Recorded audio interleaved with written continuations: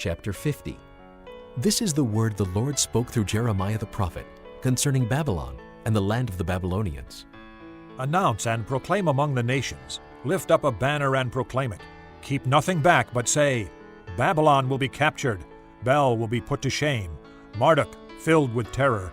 Her images will be put to shame, and her idols filled with terror. A nation from the north will attack her and lay waste her land. No one will live in it. Both men and animals will flee away. In those days, at that time, declares the Lord, the people of Israel and the people of Judah together will go in tears to seek the Lord their God. They will ask the way to Zion and turn their faces toward it. They will come and bind themselves to the Lord in an everlasting covenant that will not be forgotten. My people have been lost sheep. Their shepherds have led them astray and caused them to roam on the mountains. They wandered over mountain and hill and forgot their own resting place. Whoever found them devoured them. Their enemies said, We are not guilty, for they sinned against the Lord, their true pasture, the Lord, the hope of their fathers. Flee out of Babylon. Leave the land of the Babylonians, and be like the goats that lead the flock. For I will stir up and bring against Babylon an alliance of great nations from the land of the north. They will take up their positions against her, and from the north she will be captured. Their arrows will be like skilled warriors who do not return empty-handed. So Babylonia will be plundered. All who plunder her will have their fill, declares the Lord. Because you rejoice and are glad, you who pillage my inheritance, because you frolic like a heifer threshing grain, and neigh like stallions, your mother will be greatly ashamed. She who gave you birth will be disgraced. She will be the least of the nations, a wilderness, a dry land, a desert. Because of the Lord's anger, she will not be inhabited, but will be completely desolate. All who pass Babylon will be horrified and scoff because of all her wounds. Take up your positions around Babylon, all you who draw the bow. Shoot at her, spare no arrows, for she has sinned against the Lord.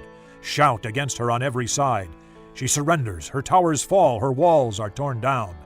Since this is the vengeance of the Lord, take vengeance on her. Do to her as she has done to others. Cut off from Babylon the sower, and the reaper with his sickle at harvest. Because of the sword of the oppressor, let everyone return to his own people. Let everyone flee to his own land. Israel is a scattered flock that lions have chased away. The first to devour him was the king of Assyria. The last to crush his bones was Nebuchadnezzar, king of Babylon. Therefore, this is what the Lord Almighty, the God of Israel, says. I will punish the king of Babylon and his land as I punished the king of Assyria. But I will bring Israel back to his own pasture, and he will graze on Carmel and Bashan. His appetite will be satisfied on the hills of Ephraim and Gilead. In those days, at that time, declares the Lord, search will be made for Israel's guilt, but there will be none, and for the sins of Judah, but none will be found. For I will forgive the remnant I spare. Attack the land of Merathaim and those who live in Pekod. Pursue, kill, and completely destroy them, declares the Lord. Do everything I have commanded you. The noise of battle is in the land, the noise of great destruction. How broken and shattered is the hammer of the whole earth. How desolate is Babylon among the nations. I set a trap for you, O Babylon, and you were caught before you knew it. You were found and captured because you opposed the Lord. The Lord has opened his arsenal and brought out the weapons of his wrath, for the sovereign Lord Almighty has work to do in the land of the Babylonians. Come against her from afar. Break open her granaries. Pile her up like heaps of grain. Completely destroy her and leave her no remnant. Kill all her young bulls. Let them go down to the slaughter. Woe to them, for their day has come, the time for them to be punished. Listen to the fugitives and refugees from Babylon, declaring in Zion how the Lord our God has taken vengeance for his temple. Summon archers against Babylon, all those who draw the bow. Encamp all around her, let no one escape. Repay her for her deeds. Do to her as she has done, for she has defied the Lord, O Holy One of Israel. Therefore her young men will fall in the streets. All her soldiers will be silenced in that day, declares the Lord. See, I am against you, O arrogant one, declares the Lord Almighty. For your day has come, the time for you to be punished. The arrogant one will stumble and fall, and no one will help her up. I will kindle a fire in her towns that will consume all who are around her. This is what the Lord Almighty says. The people of Israel are oppressed, and the people of Judah as well. All their captors hold them fast, refusing to let them go. Yet their Redeemer is strong. The Lord Almighty is his name. He will vigorously defend their cause so that he may bring rest to their land, but unrest to those who live in Babylon. A sword against the Babylonians, declares the Lord, against those who live in Babylon and against her officials and wise men. A sword against her false prophets. They will become fools. A sword against her warriors. They will be filled with terror. A sword against her horses and chariots and all the foreigners in her ranks. They will become women. A sword against her treasures. They will be plundered. A drought on her waters, they will dry up. For it is a land of idols, idols that will go mad with terror. So desert creatures and hyenas will live there, and there the owl will dwell.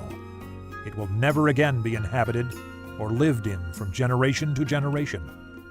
As God overthrew Sodom and Gomorrah, along with their neighboring towns, declares the Lord, so no one will live there, no man will dwell in it.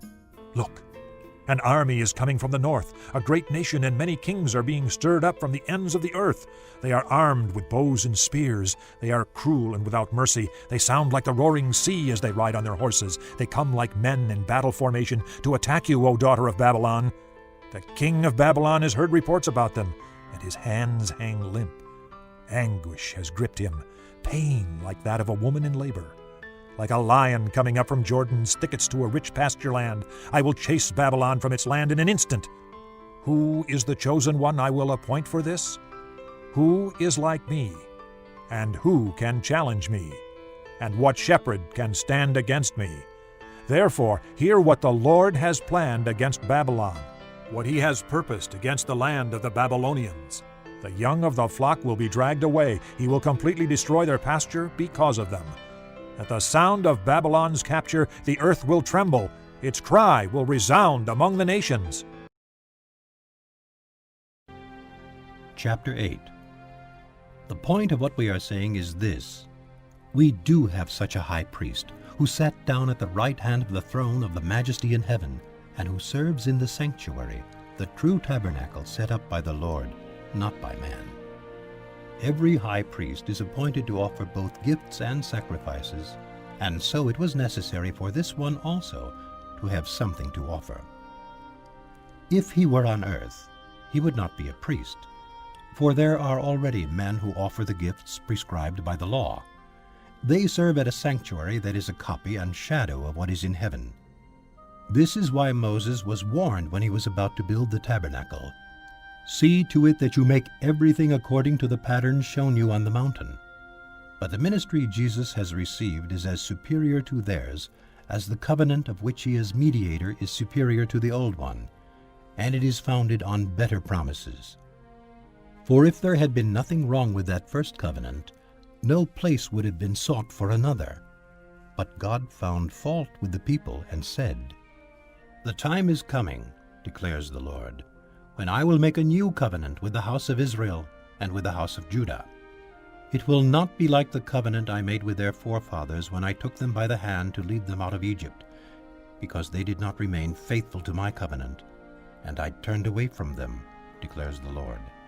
This is the covenant I will make with the house of Israel after that time, declares the Lord. I will put my laws in their minds and write them on their hearts. I will be their God, and they will be my people.